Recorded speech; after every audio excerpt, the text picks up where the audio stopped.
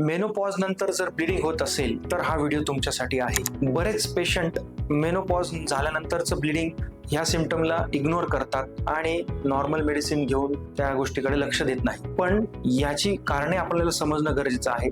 सर्वात महत्त्वाचं कारण म्हणजे कॅन्सर, युट्रसचं कॅन्सर ही एक पॉसिबिलिटी असते, किंवा एंडोमेट्रियल पॉलिप असू शकतं, किंवा सिनॅल एंडोमेट्रायटिस हे पॉसिबल त्याच्यामध्ये कारणे असतात. जर कॅन्सर ऑफ युट्रस असेल तर अर्जंटली आपल्याला सर्जरीच्या दृष्टीने विचार करणं गरजेचं असतं, जेव्हा की सिनॅल एंडोमेट्रायटिस अशी कंडिशन आहे ज्याच्यामध्ये मेडिसिनने आपण पूर्णपणे ते आजार बरा करू शकतो. आज सकाळीच आम्ही अशी एक केस ज्यांना कॅन्सर ऑफ युट्रस होता अशी ऑपरेट केली, आणि त्यांनी वर्षानुवर्षे आपले हे सिम्पटम्स, आपला हा त्रास त्याच्याकडे इग्नोर केलं आणि त्याच्यामुळे हा त्रास वाढला.